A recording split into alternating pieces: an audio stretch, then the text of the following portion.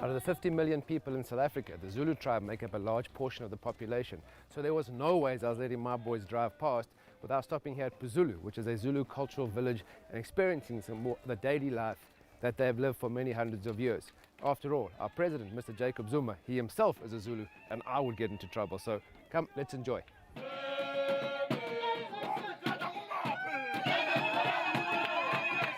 The AmaZulu are the largest South African ethnic group and believe that they are the direct descendants of their patriarch Zulu, who was born in the Congo Basin area. In the 16th century, the Zulu immigrated southward to their present location, bringing along their culture and customs.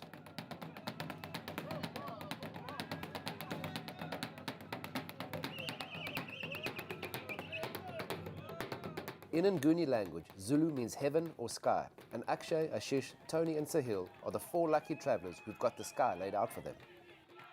So let's continue exploring South Africa with me, Jonty Rhodes.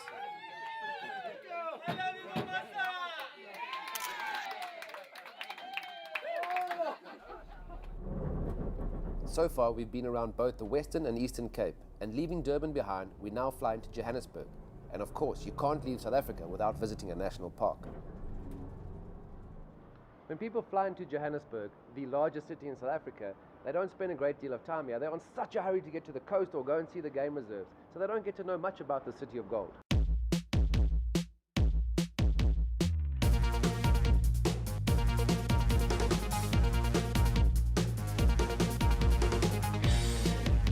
$10 million trees have been planted out there, making it the largest man-made forest in the world. It is also the largest city that is not built on a coastline, on a river, or next to a lake. Not bad, Johannesburg.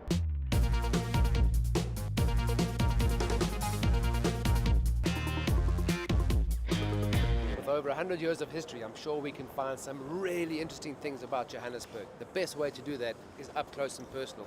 Come on guys, let's go.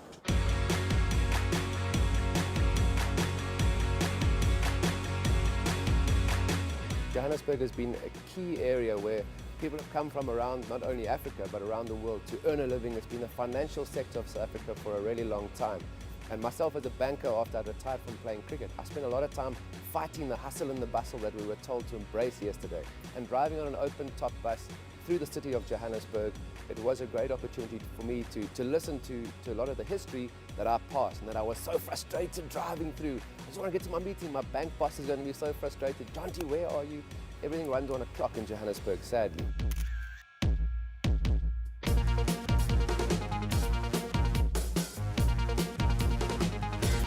Three, two, one, go! Just because you don't see us eat doesn't mean we haven't been making time in our hectic itinerary for lazy lunches. These lunches are perfect to get us energized so that we can keep on exploring. Johannesburg, Igoli, the city of gold. South Africa is very, very rich in natural resources and precious metals. The country alone produces 80% of the world's platinum, and almost 50% of the world's gold reserves are found right here in South Africa. In Igoli, it was important to understand the history of the gold rush.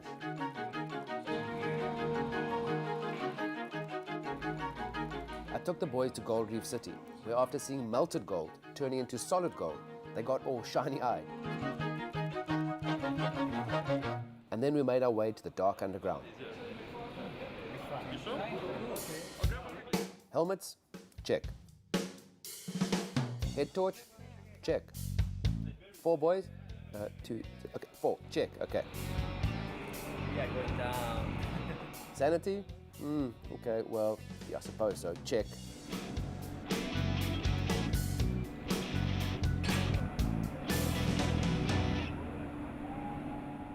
I have been to Gold Reef City before. I've been down the mines, and as a younger man, in my youth when I went down, I was more interested in seeing how dark it was and how amazing the place was, and dropping to 2 kilometers almost below the Earth's surface. Leaving as a slightly more mature man who's been around the world, I've traveled, sadly more in other people's countries than in my own. I got really emotional hearing some of the stories and seeing the conditions that they lived in. Really, for me, opened my eyes and certainly my heart for the first time. South Africa is renowned for its natural mineral wealth. And we just take for granted, I think, in the apartheid era that there were people sacrificing their lives, working in really tough conditions to extract the precious material. So going down underground in the darkness, seeing these conditions, for me, took on a great new perspective. And that's the key, as I said, don't just be a tourist, you've got to be a traveler. And it's amazing for me and the opportunity in my own country. I've been a tourist for so long, it was amazing to spend a day being a real traveler. Well, I'm actually going to cry here, sure.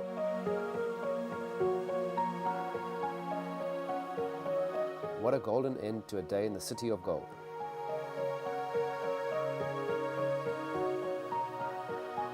Such experiences leave you with a really heavy heart, but are so important in understanding a country. And equally important in South Africa, obviously, is visiting a national park. So next morning, we headed off to the northwest. Pilanesberg National Park, here we come.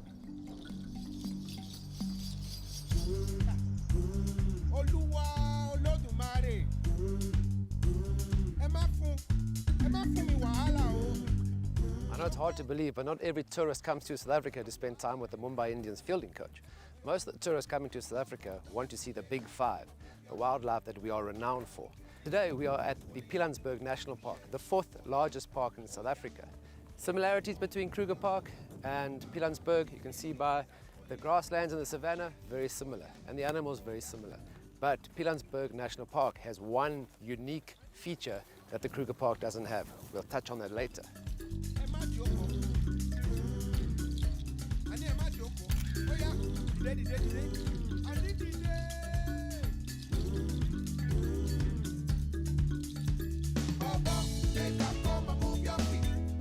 Most national parks in South Africa are very blessed with having the Big Five within their reserves, but what the Pilanesberg has that is so unique is that this entire reserve is based on a very old volcanic crater. In fact, 1,300 million years old to be exact. So this environment has been around here for a very long time, yeah, even before I was here. So yeah, a very long time ago. It's not unusual for travelers coming to South Africa to spot the African elephant. But seeing an elephant calf being fed by its mother, man, this is too cute. I really need to capture this.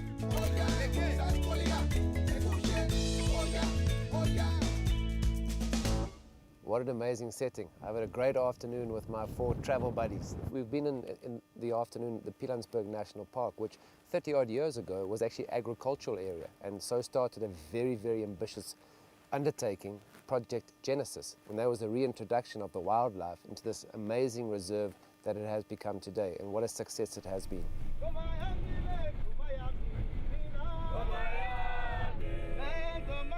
Your safari experience is only enhanced when you head back to the comfort of your lodge and are welcomed with such enthusiastic fanfare.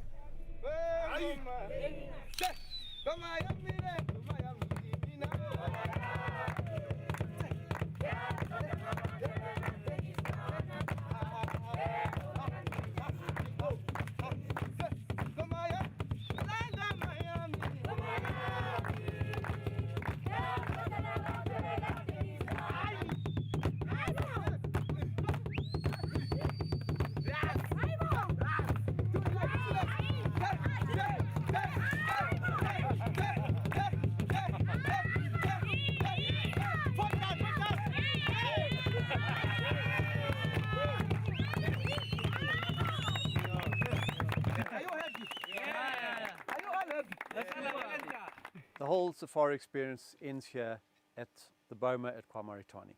Now, what is a Boma? A Boma is a place of eating. It's a place of eating that is surrounded by a fence, which is normally higher than you can see over, so that the animals can't come in and get you and eat you. And what we do is we have a range of foods that are cooked over the open fire. We have pots, which are called potjies, and inside the pots we have some game meat, we have some vegetables, we have a thing called a millie, which is corn on the cob, we have mushrooms, we have potatoes, we have butternut, and then your meats are grilled over the open fire. So it's a wonderful experience in the middle of the bush just to round off a good day on safari.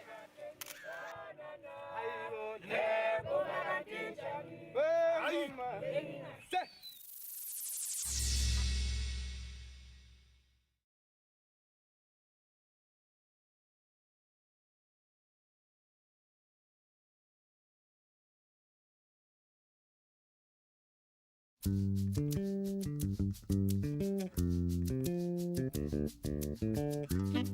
be honest, I had lost total track of time.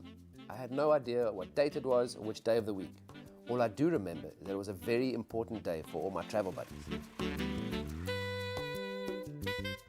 The glorious morning at the Pazulu estate in Knysna.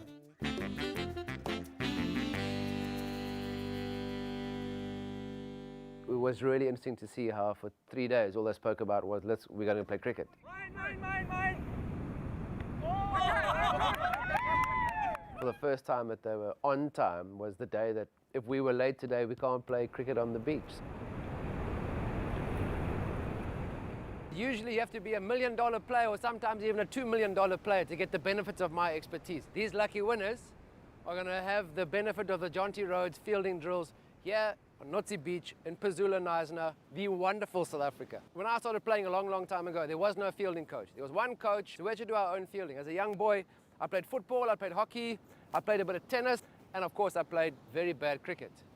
But now fielding requires something from all of those sports. Hey, Tony! Two hands. Okay, easy. Okay, here we go, you ready? So he's gonna catch it. Tony, don't drop it, Tony! Akshay! Mine! Call for it, somebody call for it! Mine! You know, not too many games of cricket, I suppose, I've played on the beach in South Africa, but I've seen guys in India play cricket anywhere and everywhere. You know, any open piece of ground, and there's 4 matches going on, not just one game. Okay, I've been watching you guys in the warm-up, and the one thing that always concerns me when I go to India is the guys throwing cricket balls. Cricket is all about the batting and the bowling and a little bit of the catching. Okay, but the throwing is so important. In T20 cricket, you want to save the two, you got to have a strong arm. Because even little guys like me can throw powerfully if you use your whole body. Okay, so the key is to throwing, aiming at the target. Oh, and I hit the stumps. Yeah, cool. Right, can we give it a go? Aiming at the target, and follow through with the target. Hey, what? Oh, no, sheesh. Ah, to the top. Okay, don't forget, aim at the target. Great work. Easy game, man. Come on. Okay, be ready for it. Here we go. You get shot.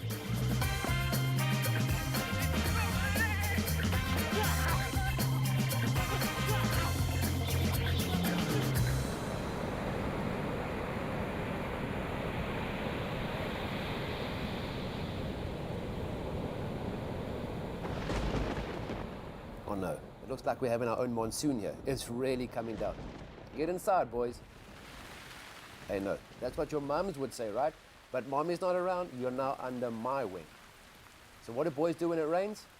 When in Pazulu, head to the Field of Dreams.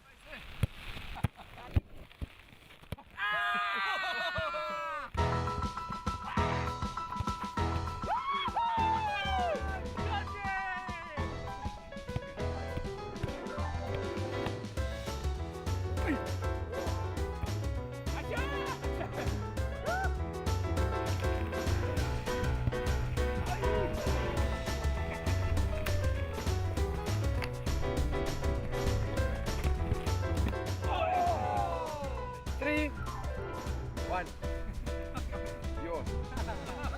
Take it and go. So here we had the entire Field of Dreams, which almost became the Field of Nightmares, with arrows being shot everywhere. Okay. Whenever you're ready.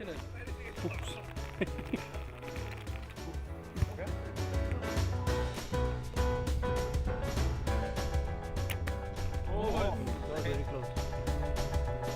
That thing is down. Sorry, Buck. Loved it.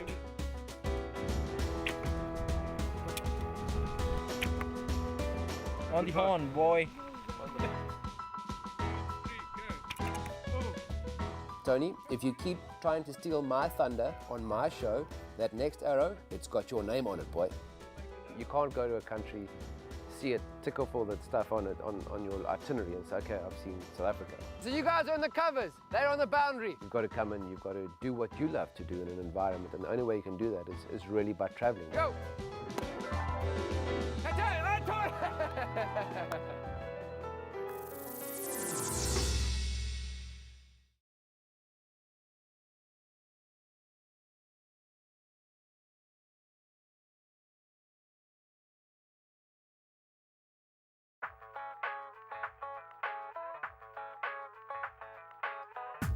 We've been on the road now for 2 weeks. Early mornings, long drives, coffee stops, some really crazy days. And these boys have become a part of my team. Fortunately, a team environment is not new to me. I've spent the last 20 years of my life being a part of a team where I've been told what time to get on a bus, what time practice is going to be, what time your meetings are, where you're having dinner. And it's quite interesting being on the other side where I'm actually the host. And I'm responsible for 4 guys, not only coming to South Africa, which is my country, wanting to make a good impression, not wanting just to talk about Sachin Tendulkar and the Mumbai Indians. So thanks guys for including me in this amazing trip. You know, the energy which you get with Jonty Rhodes being with you, a 44-year-old, fit as a fiddle. Oh, he's an amazing guy. I mean, he's down to earth, he's humble, he's always on his feet, always ready to do whatever everyone wants, and no qualms at all. And I must confess, going from place to place has brought back some wonderful memories for me. As a child, before I started playing cricket and traveling to everybody else's country, I spent a great deal of time in South Africa with my parents and with my family, traveling around and seeing how great this country is to visit.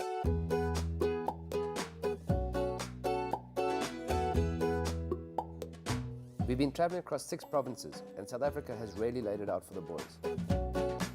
On hectic trips such as this, a comfy night's sleep goes a long way.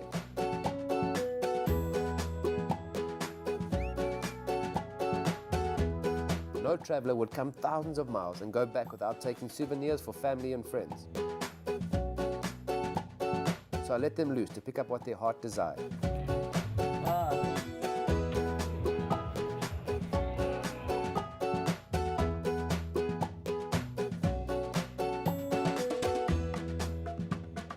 Retail therapy, even for men, can be awesome.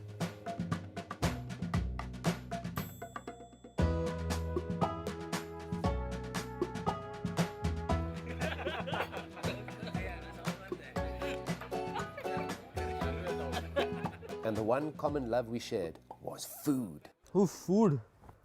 This place is like God, man. They cater to every palate actually. I mean, I'm not strictly a non-vegetarian. Well, I go with most of the chicken dishes and a little bit of lamb. But I think so I've equally enjoyed myself on the vegetarian side of the palate. And I'm sure Sahil would second that, and even you for that matter, 3 of us Vegetarian. They had good variety, and it's not just mixing some leaves and falling from the top and making something. Hey, come on, guys. You've met South Africa's master chef, Coco, and you've eaten his divine food. So Indians won't be out of place if they supposedly come down. Yeah, I mean, you won't really feel need to having a thepla or a khakra. I think so you'll still survive. That's rescue food. There were meals topped up with some great local traditions as well. Remember that afternoon in Tinswalo Atlantic in Cape Town? This is called our wishing stone. You take the stone in your right hand and you face your back towards the sea and you throw it over your left shoulder.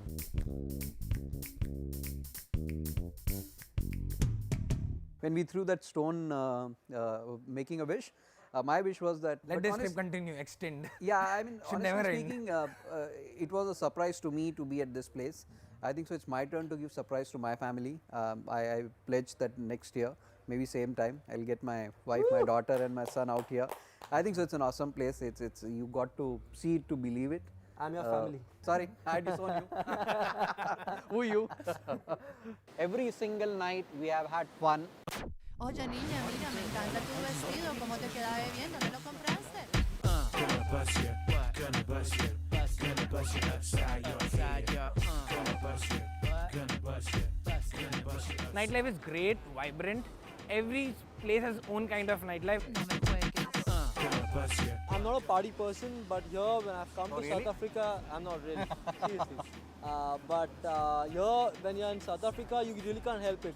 You go out, you see the energy, you see the people. It's infectious. It's infectious, right? Sweet candy. Sweet candy. Adam Zingara was amazing. I think just to the concept of creating that itself is like it's a great job done.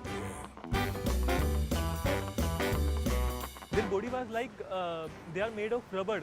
They were stretching their hands like this. Yeah, and the camouflage effect of what Tony essentially converted into a girl. And also fall down like a girl. Yeah, I had long hair that time. I lost my hair in my South Africa trip. Sweet. Sheer energy of the people out there in terms of the stage, the performances, the waiters. I gained 5 kg of weight in South Africa. So one line sums it up. Sleep when you're dead. And I think so I'm not dead for last 13 days. Sweet. I've really grown closer to the guys. I mean, it's not just for the television. I mean, some of the stuff that's happened has been hilarious.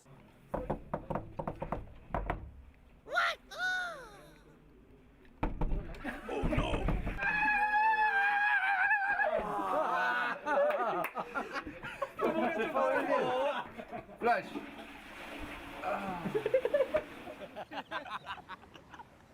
I feel this trip would have been half the fun it is right now if Jonty would not have been there.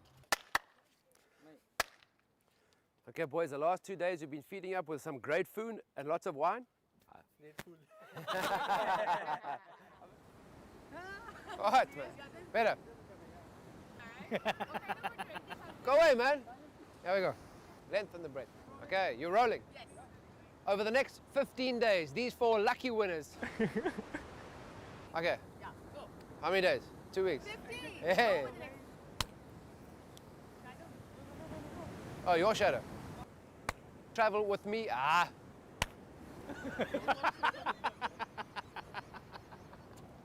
Really great to be able to host guys, show them how amazing South Africa is. And as the sun is setting on this amazing program, the 15 days we've had together, I really loved it. I'm going to miss you guys with all my heart. I really am. Not just you, Tony, everybody. So thanks, guys, for joining me, traveling across South Africa with Jonty Rhodes. Working hard enough, working through yourself, working hard enough. Ooh, let's get busy, busy. Say working. Busy, busy, busy, busy. Working. Busy, busy, busy, busy. Working. Busy, busy, busy, busy. Working. Busy, busy, busy, busy. Working. Ooh, let's get busy, busy.